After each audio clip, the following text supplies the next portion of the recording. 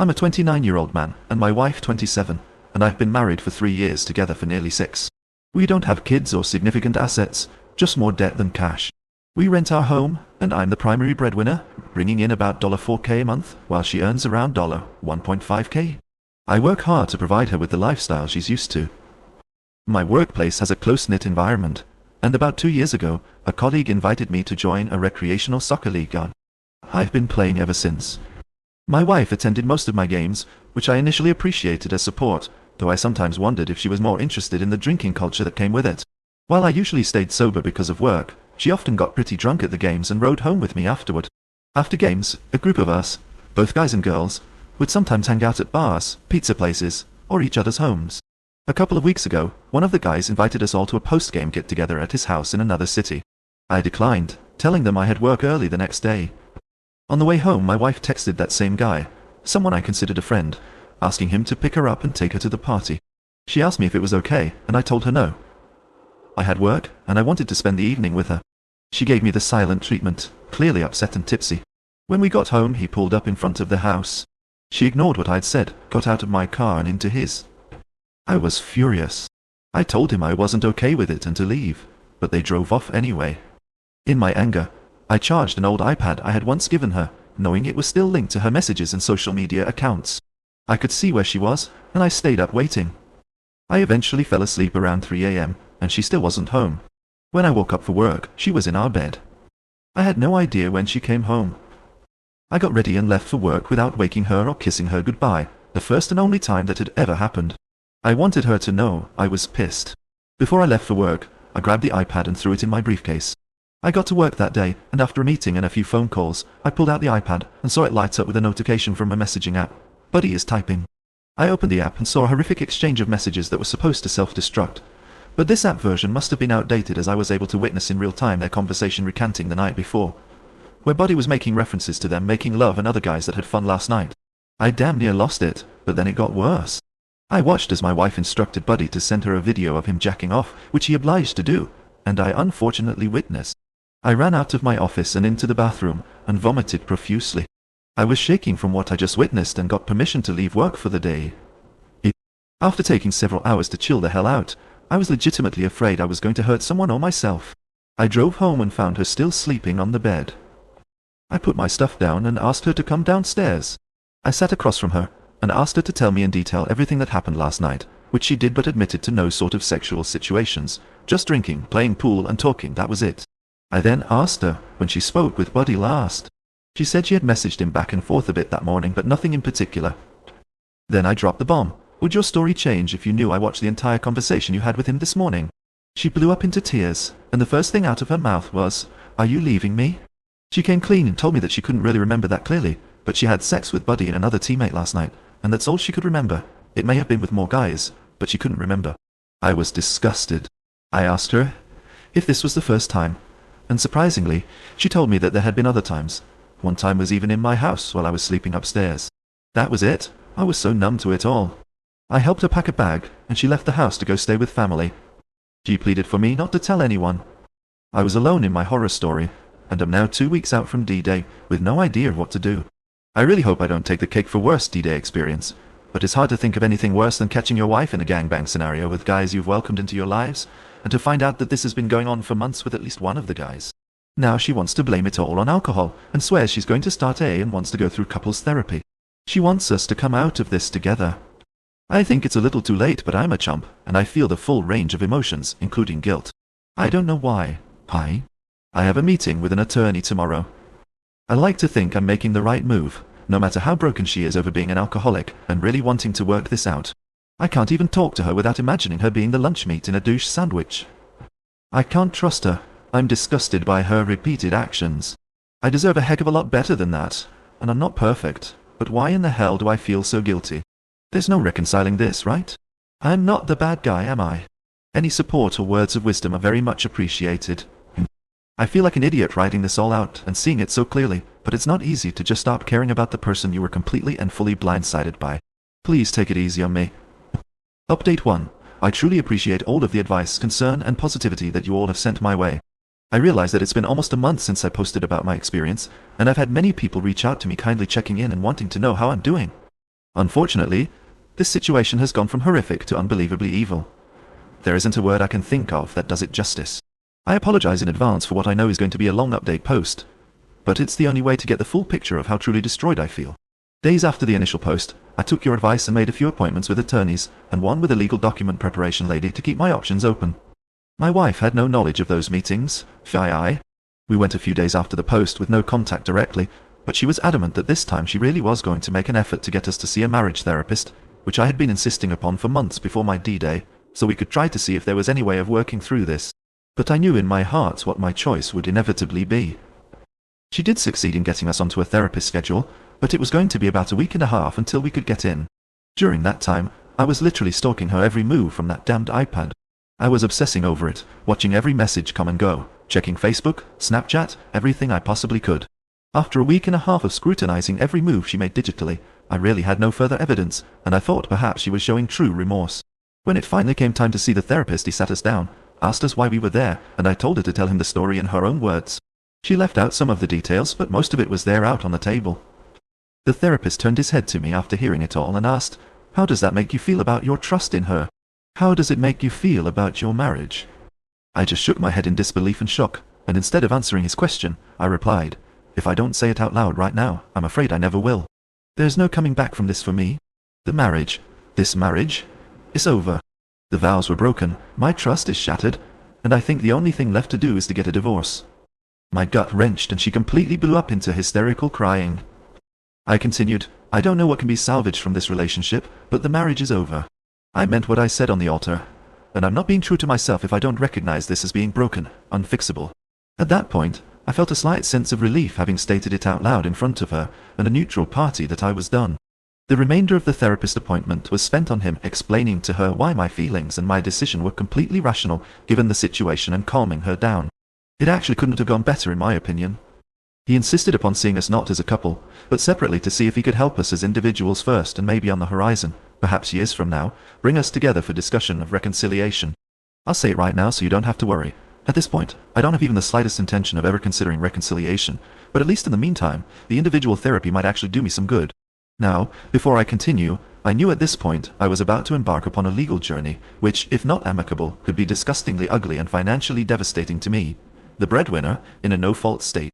I've written all of this legal process out, but I'm omitting it until things are locked in, too risky to post online at the moment.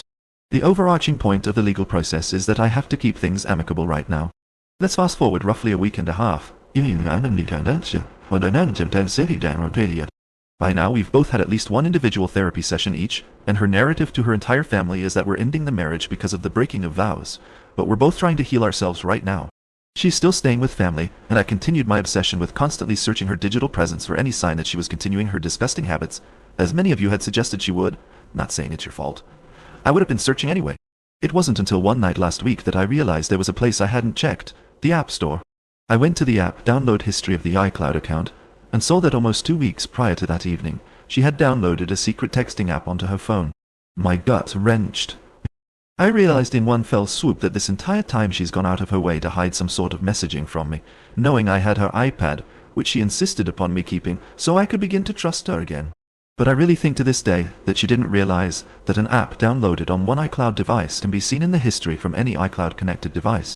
I needed to know what the communications were within that app. I wasn't even in control of my body thinking back to those moments. I downloaded the app onto her iPad, tried a few of her most common login combos, and voila, the truth. She not only had been messaging Buddy on this app since after our first therapy appointment together, but they had been continuing to have sex with one another during times in which she knew I'd be out of the area. I puked, I cried. It was 3 a.m. on a weeknight. I went into the restroom and started grabbing all the prescription strength medications I could find. I went back into my room with an overflowing handful of assorted pills that, without a doubt, would have been effective in ending my life. I sat on the edge of my bed, sobbing, ready to end it. I picked up my phone and tried to call my mom. No answer. My dad. No answer. My sister. She answered. I told her what I had just discovered through violent outbursts of tears, and she could tell I was on the verge of losing it. She didn't know I had the pills in my hand, but she did insist on keeping me on the phone, albeit in the middle of the night, until I had calmed down. It took about an hour, but I was finally numb again, and after hanging up the phone I went back into the bathroom and poured the pills back into one of the bottles, washed my hands, then returned to bed to try to get at least a couple of hours of sleep that never came. As hours passed, I realized that I needed to go to work. I couldn't stand to be in that house or that moment any longer.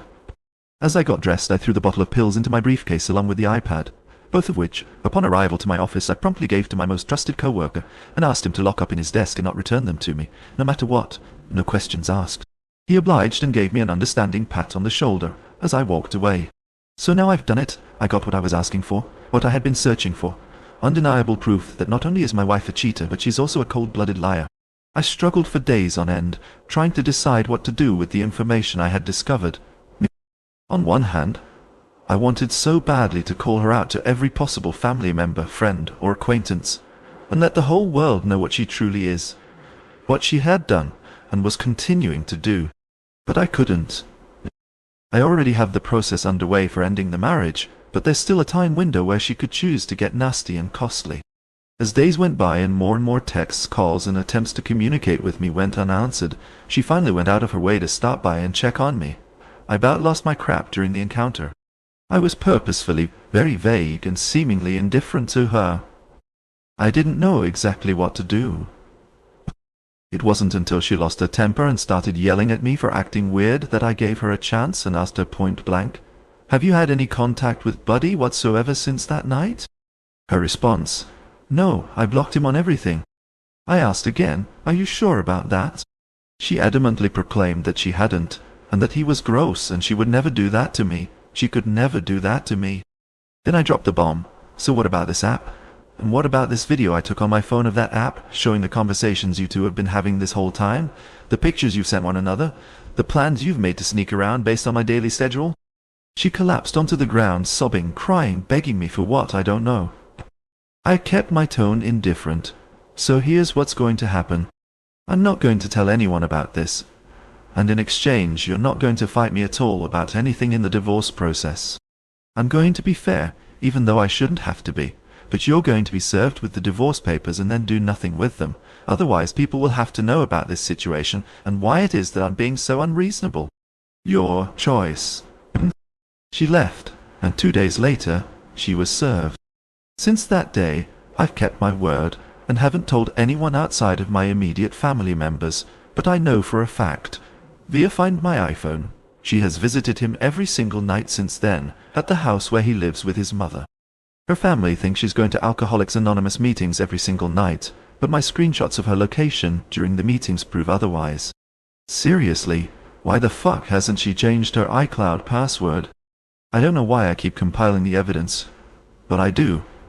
I struggle right now with the anxiety of waiting for this period of time to pass, until her right to fight me in court has passed, all the while knowing her family thinks she's on the right path when it couldn't be further from the truth. In fact, she's lying to every single one of them. What hurts me the most right now is the injustice of it all. She gets to be around people, her family, and act like everything is on the up and up every day, and run off each night to have sex with him, then sneak home in the middle of the night to keep up appearances. All the while I go to work each day, head home to an empty, mentally haunting house, and experience how it truly feels to be alone in every sense of the word. I'm past the feelings of ever considering self-harm, but these are dark days nonetheless. I'm taking everything hour by hour, day by day, until the day comes that I have the reassurance of knowing I made it out of this hell without my finances being destroyed, and officially able to completely leave her in the dust. What I'll do from there, I truly do not yet know. I'm just trying to survive until that moment comes. Thank you all for reading and for your concern, advice, wisdom, and the courage you've given me. My one outlet in a time of nothing but feeling completely shut out by the world. I may not know a single thing about you, but I trust you more than I trust my wife, without a shadow of a doubt. Thank you. Update 2. This is my third post here and hopefully my last. The incredible amount of support I received, and the advice that was given to me here, helped get me through the darkest days of my life. I've waited until now to chime back in because, at long last, my divorce is official. No more need to hide out after waiting the absurdly long 6 months and 1 day cooling off period to see if my ex-wife lied up without me knowing. It's done. I've gone completely no contact, and I feel like I'm finally able to start progressing forward in my life. A lot of folks followed my 2 initial posts right after D-Day, as insane and grotesque as they were. And I should have known that the rest of the cooling off period would be just as crazy, so I thought I'd share an update as to what has transpired since my last post. The last post I shared was 6 weeks after D-Day, and what I didn't say in that post was that I had already filed my papers with the county to start the divorce process. I followed the advice of many of the kind Redditors suggested that I give her back the iPad and sever any ties to devices or accounts that would allow me to obsess over what, where, or who she was doing. I knew enough. I knew what I wanted out. My approach to the divorce process may have hurt me more emotionally in the long run, but didn't hit my pocketbook with nearly as much long-term impact, and it all seemed to make sense in real time as this transpired at an agonizing snail's pace. After coming to terms that this woman could never be trusted again in my life, I knew that I had to be rid of her, but I wasn't going to pay her month over month for half the length of the marriage to the tune of roughly $2,000 per month in spousal support. We didn't even have children together, for crying out loud, as my state would have had me do, as it's a no-fault divorce state, and I was the breadwinning spouse. No way, no how, I'm paying her a cent for what she has done to me. So I got angry, gave it some thought, and devised a plan to get out of this marriage and away from her as quickly and fully as possible. Looking back, I am not proud of the tactics I used to navigate my divorce, but it worked out in the end. But I do feel my integrity or moral high ground may have taken a hit, a matter of opinion, I suppose. From my point of view of fault and responsibility, my actions were molehills compared to the mountains of mistrust, hurt, and anguish she caused me. Around the same time as my last post, I already had the divorce papers prepared and submitted to the county, but was awaiting their confirmation. I kept this from my wife, who was still living with her family. She never was welcome to stay in my home, ever since I first made her leave. I had arranged a few times for us to meet up and talk. I wanted to convince her that somehow, some way, I still wanted to try to find a way to salvage the relationship completely. But in all of our discussions, I made it clear that, in my mind, this marriage was over. The vows had been broken. And if we truly wanted to start again, we would need to start fresh. We would need to mutually end this marriage, and then begin dating one another again, courting and finding our way into a new, stronger relationship. I'm literally about to gag typing all of this out. I still can't believe she bought this. In fact, I was going to go out of my way to make it as easy and painless as possible for her, hurry the process along, and keep it out of the public just to get through this phase so we can focus on the next together. A prime example of this was how I had her served. We had a mutual friend come over to my house, the house we had lived in together, and play third wheel in a handoff signature exchange and conversation. She signed the papers she needed to, sealed up her documents in the envelope they came in without even scanning through them. I doubt she ever really did dig into the minutiae of those tedious legal forms, because I painted myself a very, very pretty picture, completely absent of any spousal support beyond splitting what was in our account at the time. This was the single largest issue that I wanted to avoid running into, paying her spousal support.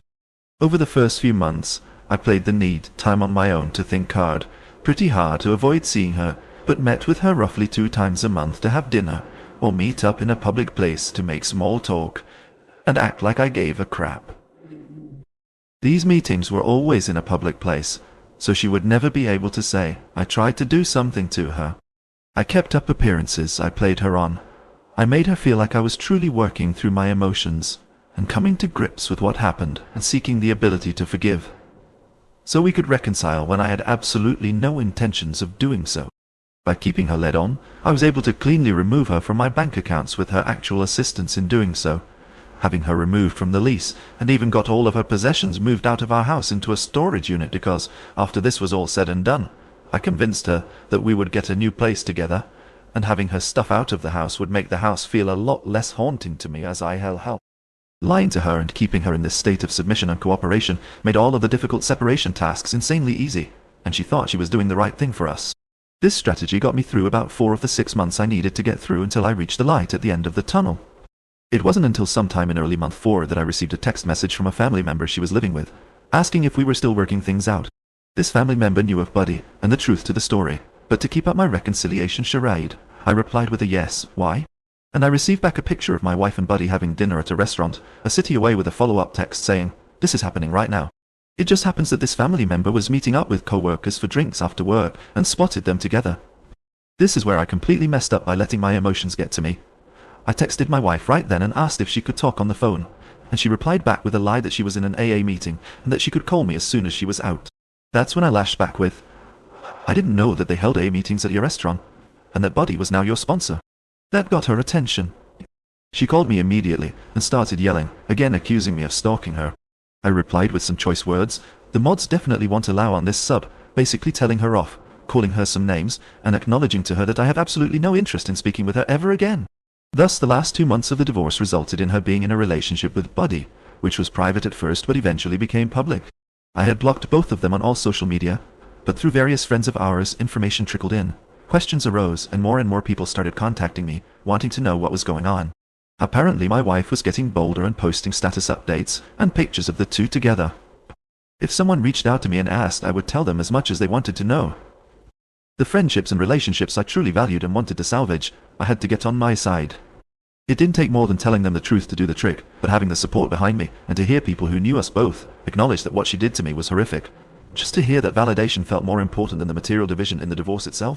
In those moments, I finally had people to vent to, and boy did I vent. Almost everyone I spoke with about what happened had communicated with her first, in one way or another, to find out who is this guy she was posting all these pictures of. A common denominator arose from each of those follow-up calls to me, that she drastically downplayed the events which had occurred, but to the best of my knowledge, she didn't deny that she was the one who cheated. I was more than obliged to fill them in on the details she chose to leave out.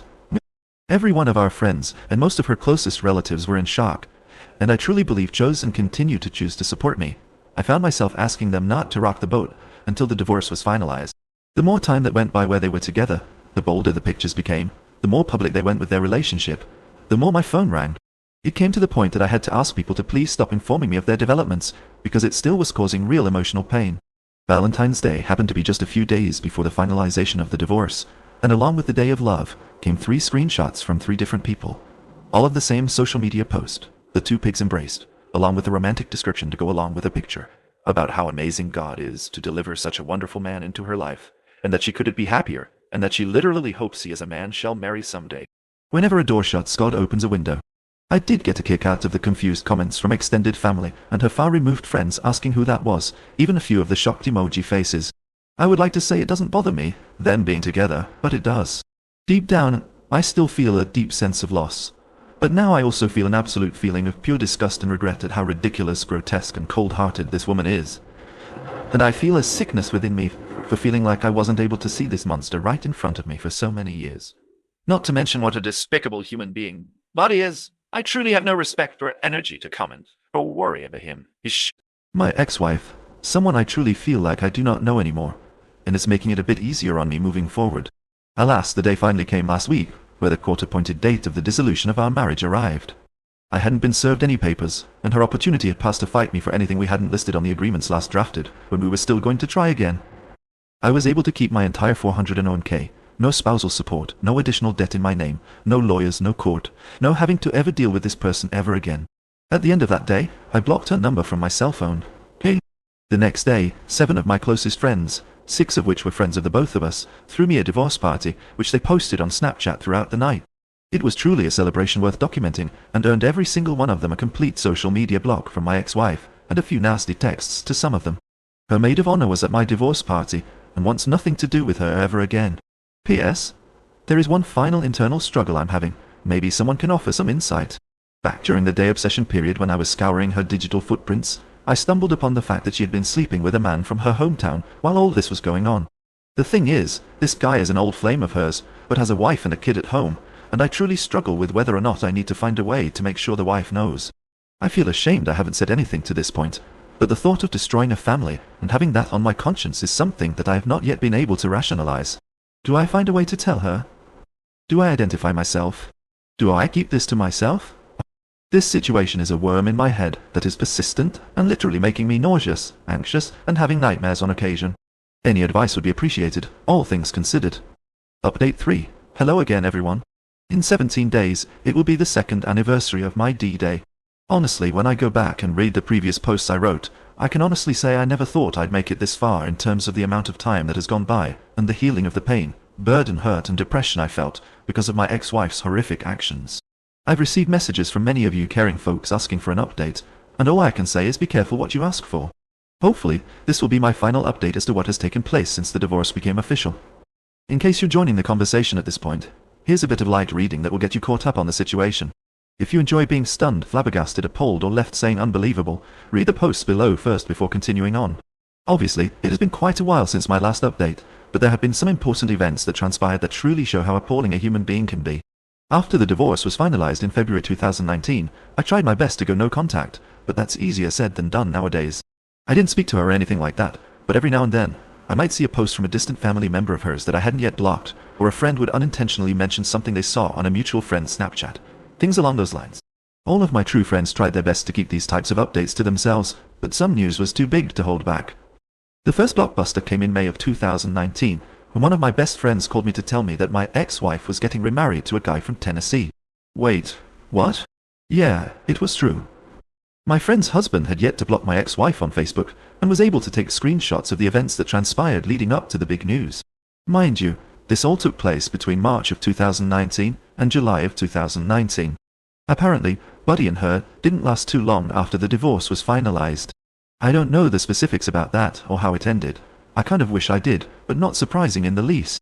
Starting in April, a string of status updates on Facebook alluded to everything happening for a reason and subversive hints that she was falling in love with someone. Some poor soul. Then, seemingly out of nowhere in July, a simple picture and caption posted on her wall. The picture was of her and some random dude none of them knew or had heard of, standing in a courthouse, holding hands, rings on fingers, holding up what must have been a marriage certificate. Geotagged in California, proudly updated with her new last name, with a caption saying something along the lines of excited to start the rest of my life with dramatic, stupefied pause. I know that this entire story, all the way back to my first post, may seem unbelievable, but I can offer you no other proof than to say I'm writing down the God's honest truth. These next few lines may lose some of you, but I hope if you've read this long, you have some trust in me. I felt I needed to warn you before going on. I simply could not stand the intense curiosity of the situation. I reached out to one of my ex-wife's cousin-in-laws, who I got along with pretty well, to get the rest of the story. He obliged. Her new husband was someone who she had met online, and had been talking to for a few months over the phone, text, etc.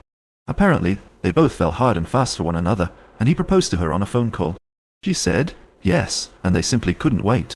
Within a week of the proposal and a serious attempt by her to inform her family and invite them to attend the wedding, which took place in a very random town about 2 hours away from our hometown, for some reason I don't know, he flew out to California and the marriage took place on a Saturday. That day also turned out to be the first time that they had met face to face, but they were now man and wife. The kicker, according to the cousin, is that not one person from her family attended the courthouse wedding, whether that was due to the lack of time to plan or lack of respect to attend. They were married unceremoniously, something I'm sure would have bothered the heck out of her. That Sunday was spent packing a moving truck with all of her belongings, and they set east for Tennessee on Monday. I couldn't believe it. I've heard it from enough people by now to know that the story and timeline is true, but it was simply unbelievable at the time. That poor man, if only he knew. I'm sure if he did know, he would have had the presence of mind to not get married in California, a no-fault state, where he could fall into the same situation I was facing with her, but hopefully he was simply not informed as opposed to being that stupid. For the time being, I did the best I could to shake the idea of both of them from my mind, but I did find solace in knowing that they were moving far, far away, where I know I wouldn't have any chance of randomly running into her ever again. Summer came and went in 2019, but right in the middle of fall, another bombshell. While thumbing through Instagram, a video crept up on my screen of my ex-wife holding a plate in front of her father, him covering his eyes with his hands. Before I was able to realize what it was that I was looking at, I saw that on the plate was a single cookie covered with blue frosting. My ex-wife's voice came through and was counting down, 3, 2, 1, it's a boy, as her father uncovered his eyes. It was a freaking gender reveal video. Why am I seeing this? Her mother had just created an Instagram account, completely public, and posted this video of her husband's excitement. Apparently, Instagram's algorithm thought I'd like to see this video from someone I may know. I completely lost it. That was actually a really bad set of days and sleepless nights. The sickening feeling I had was a mix of disgust, pain, frustration, and even a bit of jealousy. One of my great aspirations in life to become a father, and had all of this not happened on our previous timeline, this very well could have been the time that we had a child together. It could have been my child. I could have been the one becoming a father. I'm 32 years old now. I thought I'd be one by now, much less not even on a path towards having a relationship, let alone a child. I'm a mature man, and I realize that I do have time ahead of me to achieve the dream with someone I love, and I'm happy with. But I can't stop myself from comparing where I'm in life to where I thought I'd be by now. All I can say for certain is that in this particular scenario, I'd very much rather be in my position than the soon-to-be fathers. I imagine that by now, the baby is probably born. I've had the good fortune and good company of those around me to not have heard either way. I know this is the preferable position to be in, not knowing, than the alternative, but I can't help but wonder every now and then. The good news is that when I really think about it, there are more and more days now that she and her dumpster fire of a life do not cross my mind whatsoever, and I consider that progress. There still are bad days, which are made exponentially worse because of the stay-at-home orders creating unbearably depressing days.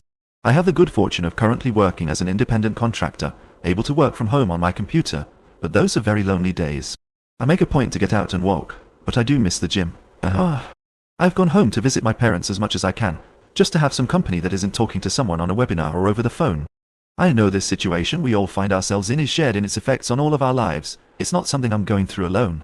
When I get to feeling hope, I think back to the early days following my D-Day, and how I thought I'd never make it through that, yet I have. And I'll make it through this difficult time as well. One day at a time.